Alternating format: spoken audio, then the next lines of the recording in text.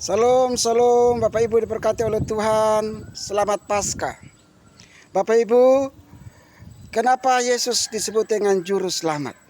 Di dunia ini ada banyak juru. Juru masak artinya dia itu hebat untuk memasak dan orang makan akan kenyang bahkan termangu-mangu.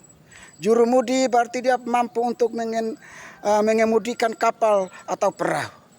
Juru tulis berarti dia mampu untuk mencatat, menerjemahkan, bahkan membahasakannya. Juru bicara berarti dia mampu untuk mengkomunikasikan apa yang dikatakan oleh pimpinan atau orang di atasnya. Tetapi apa itu juru selamat? Saya pernah membaca sebuah tulisan juru parkir. Artinya orang yang mampu untuk mengatur parkiran supaya tidak terjadi macet dan kendaraan bisa tertata dengan apik dan baik. Nah, kalau begitu apa itu juru selamat? Sehingga orang percaya berkata Yesus adalah juru selamat. Syarat juru selamat itu ada 5. Yang pertama, dia manusia. Dia manusia. Dan dia manusia berarti dia harus menjadi manusia, yaitu Allah yang menjadi manusia. Kalau dia tetap Allah di atas, maka kita tidak akan kenal Allah. Allah yang kita kenal adalah Allah yang berwujud di dalam Kristus Yesus. Bukan Allah bohong-bohongan yang hanya disembah, diangkat tangan, bahkan disanjung, dikasih korban dan korban. Tapi Anda tidak kenal. Allah orang percaya dalam Kristus Yesus. Wujudnya nyata, mati dan bangkit di Bukit Golgota. Syarat kedua juru selamat adalah taat.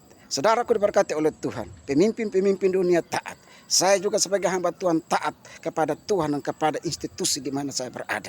Tetapi ketaatan saya adalah ketaatan normatif, ketaatan humanistik, ketaatan biasa, ketaatan untuk karir saya, ketaatan untuk pelayanan saya. Tapi ketaatan Kristus menurut Filipi pasal 2 ayat 9-11 adalah ketaatan membawa keselamatan. Ketaatan soteriologis yaitu ketaatan menjadi hamba pikul salib sampai ia mati dan bangkit menyelamatkan orang percaya supaya di dalam namanya bertelut segala lutut dan lidah mengaku Yesus Tuhan dan Juru Selamat. Jadi ketaatan kita berbeda dengan ketaatan Kristus. Yang ketiga, syarat juru selamat adalah mati. Mati itu adalah manusia. Karena Allah menjadi manusia, dia harus mati. Kalau Allah tidak menjadi manusia, maka dia tidak mati. Allah menjadi manusia bukan berarti setengah dewa dan setengah manusia. Atau istilahnya adalah demiurgos. Bukan, tapi Allah menjadi manusia berarti kepenuhan kemanusiaan ada dalam diri Kristus. Dibuktikan dengan lapar, marah, haus, menderita, bahkan berteriak, Eloi, Eloi lama sabachthani.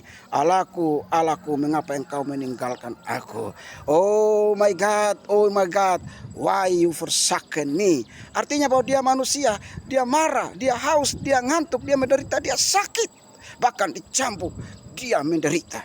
Itu dia manusia, dia taat dan dia mati. Dia mati karena dia manusia. Syarat keempat adalah dia tanpa dosa. Bapak Ibu, tidak ada manusia di dunia ini yang benihnya adalah benih tanpa dosa. Saya dilahirkan dari Bapak yang memiliki benih berdosa.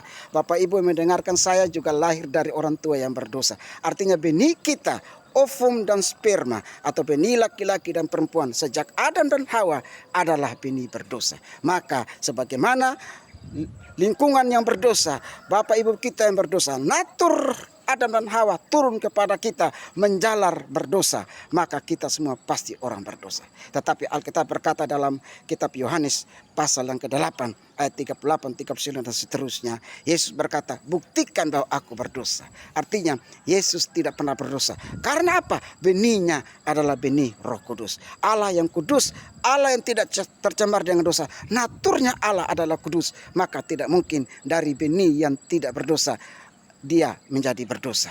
Dengan kata lain, satu-satunya pribadi di dunia ini, siapapun pernah berdosa, mati dan mati selama-lamanya. Kristus dari benih yang tidak berdosa, maka dia mati namun dia tidak berdosa.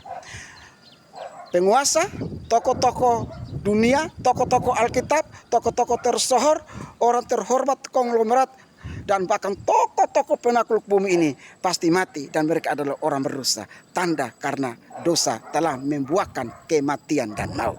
Syarat kelima Yesus disebut juru selamat adalah bangkit. Bangkit adalah satu-satunya hanya ada pada pribadi yang namanya Yesus. Tidak ada orang yang bisa bangkit dari maut.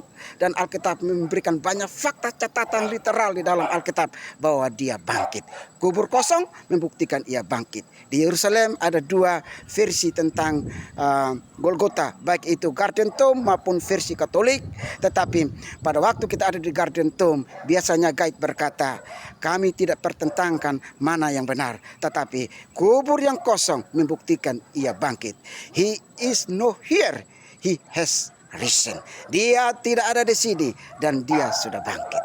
Artinya satu-satunya pribadi yang bangkit hanyalah Kristus. Jadi 5 syarat juru selamat ini hanya 2 syarat yang ada pada Kristus, yaitu tanpa dosa dan kedua adalah bangkit. Kalau syarat pertama manusia, taat dan mati. Semua tokoh dunia, termasuk saya sebagai pendeta yang menguburkan orang mati, pasti juga mati. Tetapi saya akan dibangkitkan, bukan bangkit.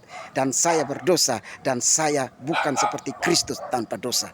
Jadi hanya ada 2 syarat yang dimiliki oleh Kristus, yaitu bangkit dan tanpa dosa, dan 3 syarat yang lain dimiliki oleh Kristus dan juga oleh manusia, maka kita tidak bisa disebut juru selamat, tetapi hanya Kristus yang disebut juru selamat. Oleh karena itu, kalau dia disebut juru selamat, maka dia berkata demikian, I am the way, I am the right gnosis, and I am the life.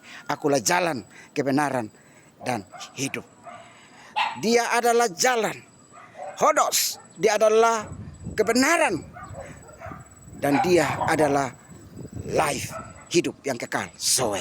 Tidak ada orang yang bisa memproklamirkan, mendeklarasikan dirinya seperti itu, kalau bukan dia pemilik otoritas dan wibawa itu.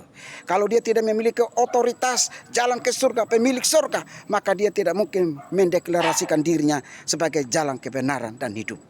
Oleh karena itu, satu-satunya setelah saya belajar filsafat, saya belajar teologi, saya belajar ilmu-ilmu agama, saya hanya menemukan bahwa satu-satunya tokoh yang berani berkata, akulah jalan, I am the way, I am the right gnosis, and I am the life. I am the eternal life. Satu-satunya ada pada Kristus. Tokoh manapun belum pernah berkata demikian, karena mereka tidak mumpuni, bahkan mereka tidak memiliki kredibilitas, bahkan memiliki kompetensi tanpa dosa dan bangkit dari maut. Hanya Kristuslah satu-satunya juru selamat. Milikilah juru selamat itu supaya nanti di surga kita berjumpa dengan Dia yang telah mati dan bangkit bagi kita orang berdosa. Selamat Paskah. God bless all. Masal ubraka.